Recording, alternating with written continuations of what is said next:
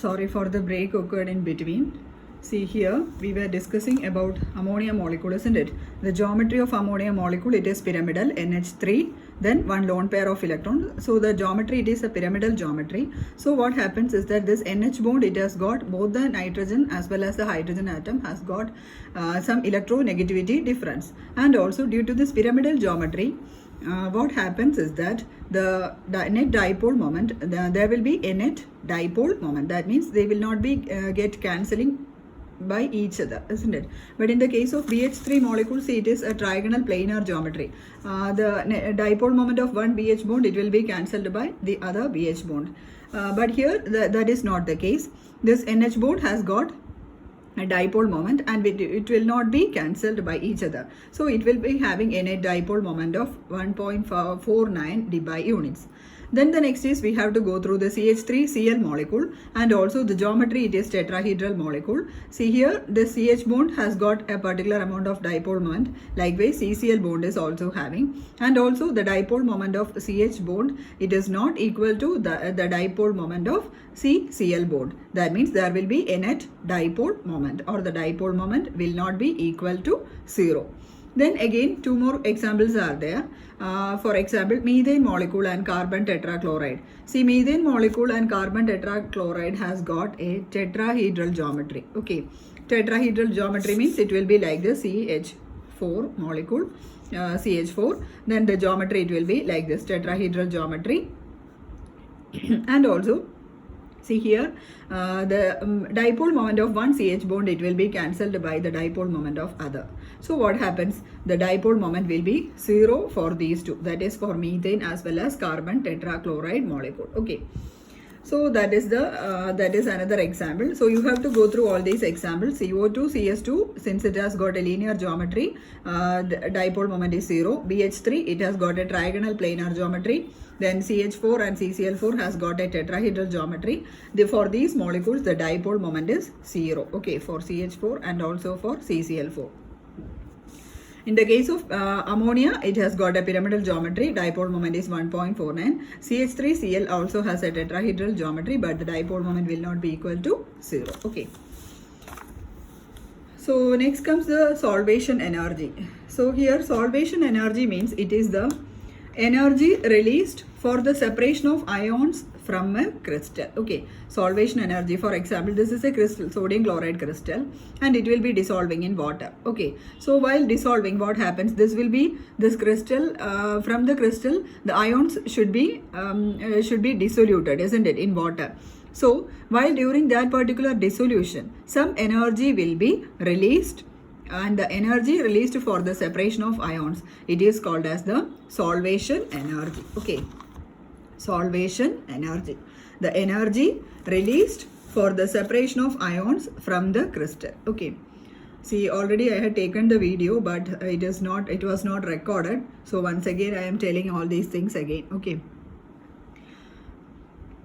so that is solvation energy. It is the energy released for the separation of ions from the crystal. Hope you wrote this definition. Then some more points regarding the solvation energy. I will be telling you the points. So the first one, see, when an ionic crystal dissolves, only when the solvation energy, it is greater than the lattice energy. Okay, lattice energy means it is the amount of energy used for forming a crystal, isn't it?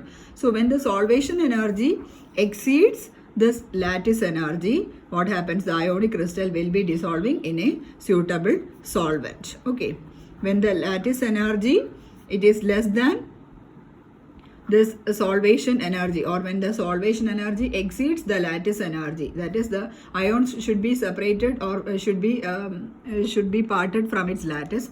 So then only this ionic crystal will be dissolving. So it should be dissolving in a suitable solvent only when the solvation energy, it is greater than the lattice energy. Okay, then the next point is that regarding the dipole moment.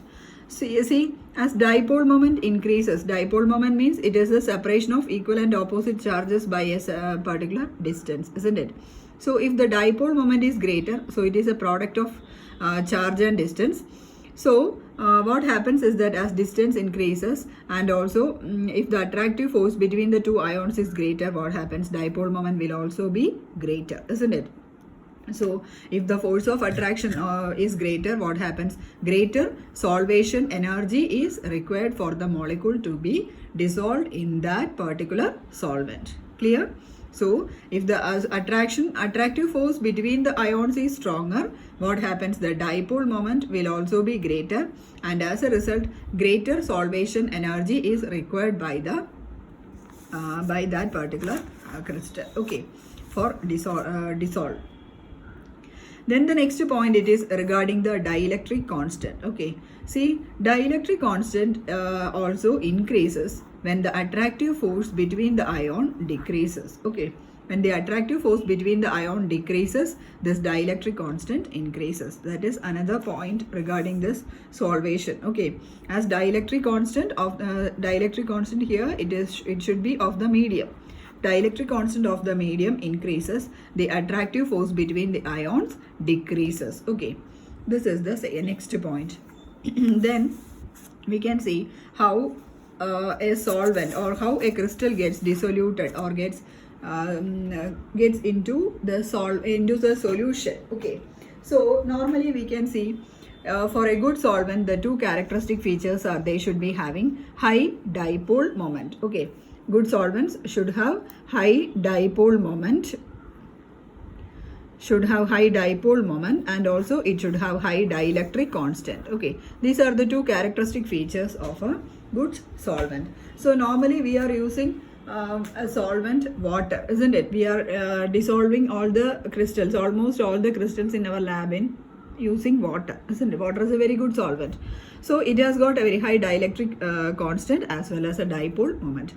Then now we can go through how a metal will be solvating in water. Okay, so consider the case of lithium. Lithium is a metal. So this lithium ion Li plus, it will be interacting with the water molecule. Water is taken as the solvent.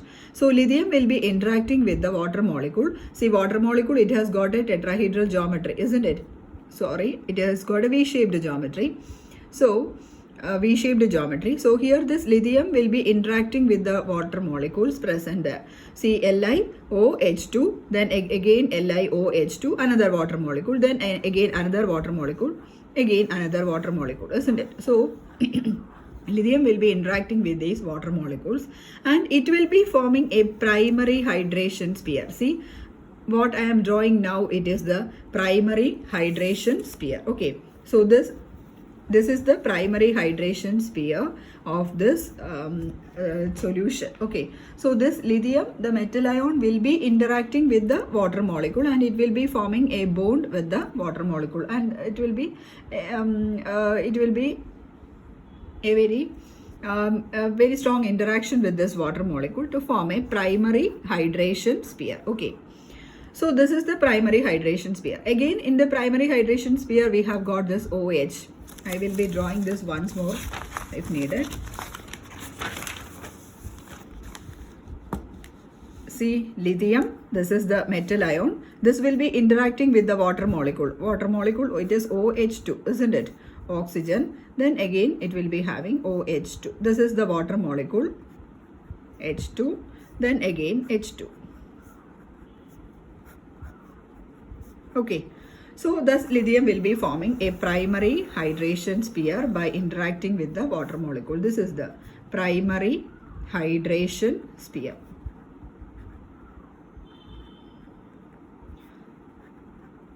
Okay, so this is the primary hydration sphere. Again, what happens is that this water molecule will further get interacted with another water molecule. Water is a solvent, that means water will be in excess, isn't it? So this water molecule, it will be having an interaction with another water molecule. So all the hydrogens will be having an interaction with another water molecule. So again OH2, here also OH2, OH2, OH2,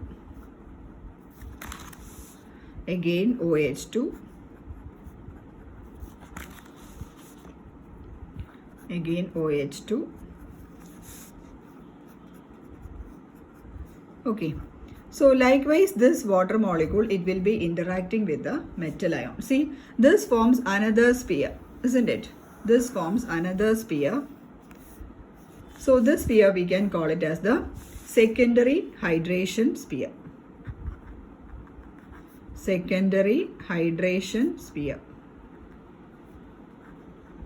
Okay, so a primary hydration sphere, while the interaction is quite strong than the secondary hydration sphere. See, in this interaction, while comparing with this interaction, which one will be more stronger, primary or the secondary one? Primary will be more stronger than the secondary hydration sphere. That means it will be directly interacting with the metal ion. Okay, so a primary hydration sphere, then a secondary hydration sphere. It is just very simple.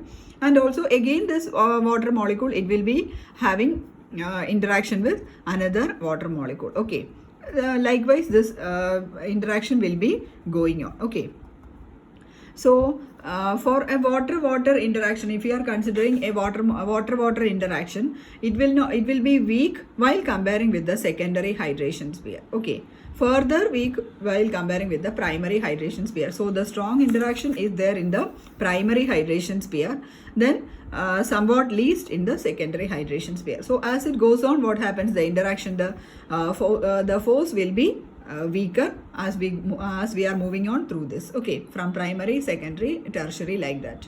Okay, so this is regarding the solvation or solubility of the ion. So how this metal is soluble from the crystal? It is expressed in this spheres, hydration spheres. Okay, hope you understand this one. It is very simple.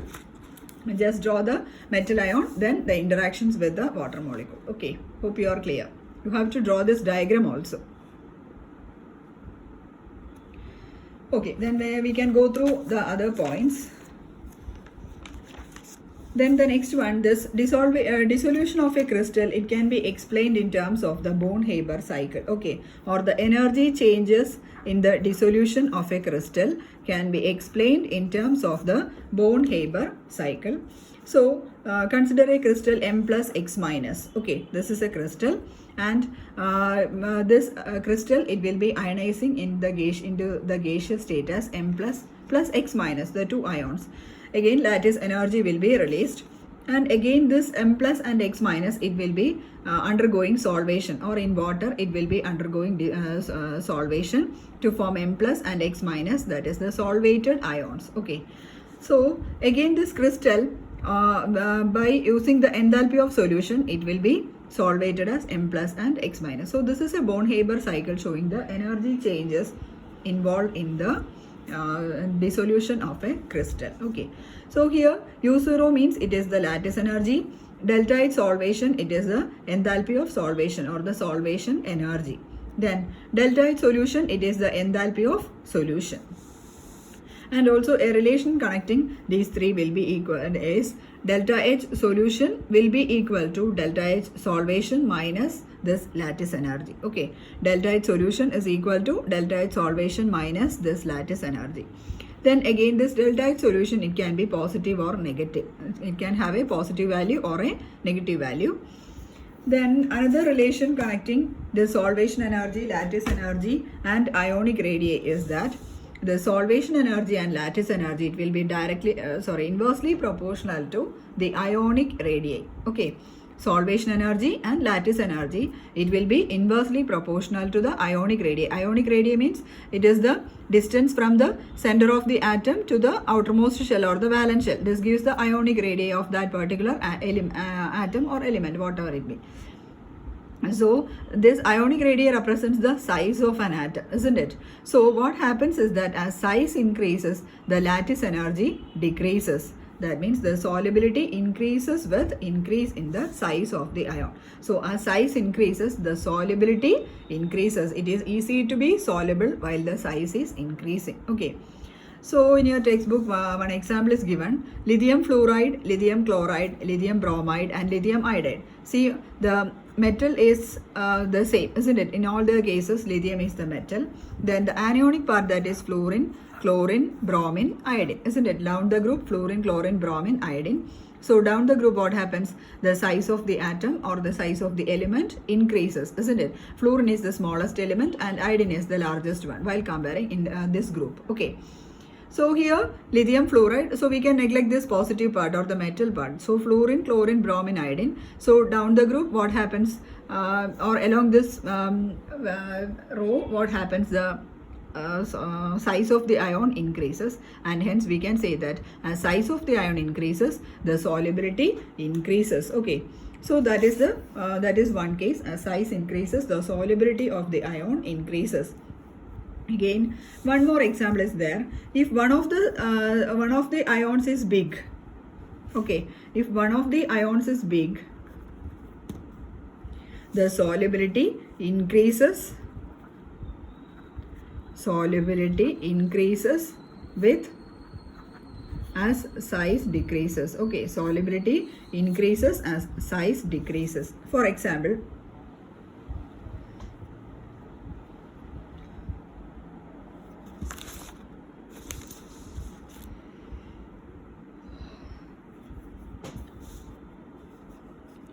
lithium fluoride,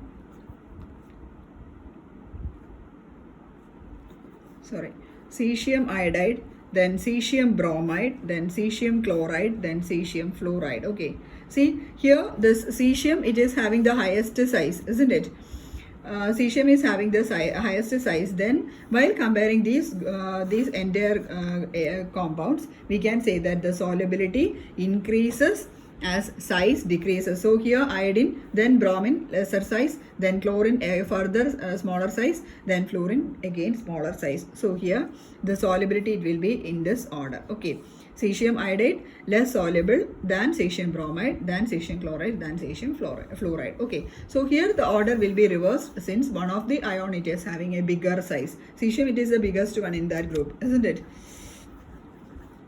So this is regarding the solubility. So the solubility part is also very important. You have to study. Sometimes for a 4-mark question it will be asked, and also dipole moment it is usually asked question, university question. Then the partial ionic character and partial covalent bond, then partial covalent character of ionic bond, etc. These are only up to this I have to take. The rest of the portions, that is starting from metallic bond, lucky teacher will be taking the rest of the portions. Okay, so only up to this I had to take in this portion. Then the remaining, it is remaining portion, it is from the I think it is from the non-aqueous solvents. It will be silicates, etc., borate, silicates, etc. That portion I have to take. Okay, I think it is not non-aqueous solvents.